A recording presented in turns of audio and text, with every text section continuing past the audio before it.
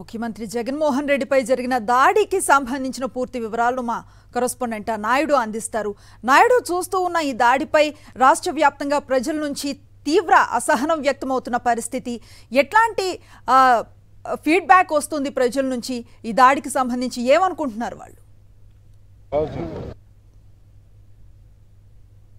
CM YS Jaganmohan రెడ్డిపై జరిగిన అత్యాచారాన్ని నిరసిస్తూ రాష్ట్ర వ్యాప్తంగా వైఎస్ఆర్సీపీ శ్రేణులు ప్రజలు పెద్ద ఎత్తున నిరసన కార్యక్రమాలు జరుపుతున్నారు. సీఎం వైఎస్ జగన్మోహన్ రెడ్డిపై జరిగిన దాడిని తీవ్రంగా ఖండిస్తున్నారు. ఈ దాడి వెనకాల ప్రతిపక్ష పార్టీల కుట్ర ఉందని వారు అసంతృప్తిని వ్యక్తం చేస్తున్నారు.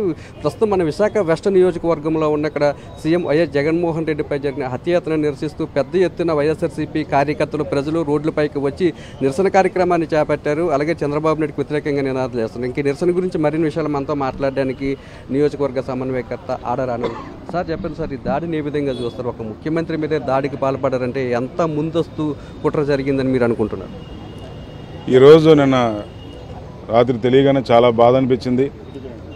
మరి ఎన్ఐడి కొత్త రోడ్డు దగ్గర మేమందరం కూడా నిరసన తెలియజేయడం జరిగింది. అలాగే ఈరోజు మనకి ఈ వెస్ట్ నియోజకవర్గంలో కార్యకర్తలు ప్రజలు కూడా ఈరోజు ముందుకు వచ్చి ఆయన మీద జరిగిన దాడిని ఖండిస్తూ ఈరోజు అందరూ కూడా ముందుకు రావడం జరిగింది. చంద్రబాబు నాయుడు గారికి నేను ఒకటే ఆయనకి చెప్పదలుచుకున్నాను.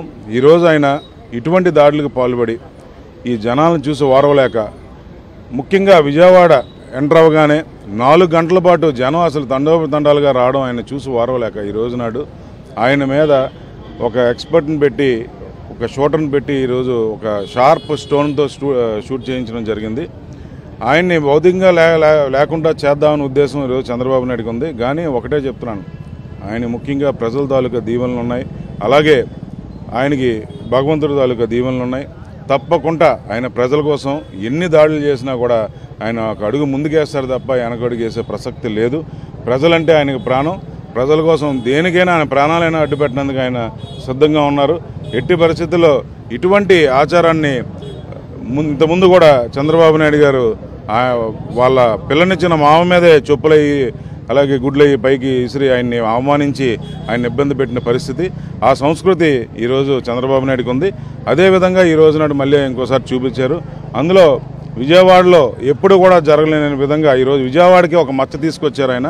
విజయవాడ అంతా ఎంతో ప్రశాంతంగా ఉండే ఏరియాని ఈ రోజు నాడు ఇటువంటి దాడులు చేసి విజయవాడకి ఒక మచ్చ తీసుకొచ్చారు. అక్కడ ప్రజలు కూడా దాన్ని తప్పకుండా రేపు పొద్దున ఎలక్షన్లో కూడా ఆయనకి మంచి గుణపాఠం నేర్పుతారని సందర్భంగా తెలియజేస్తున్నారు. ప్రజాస్వామ్యంలో ప్రజల మనసులు గెలుచుకుని సీఎంగా ఎన్నిక కావాలి, కానీ ఇటువంటి దాడులు చేస్తూ అధికారంలోకి రావాలని చూడటం ఎంతవరకు సమంజసం అంటారు?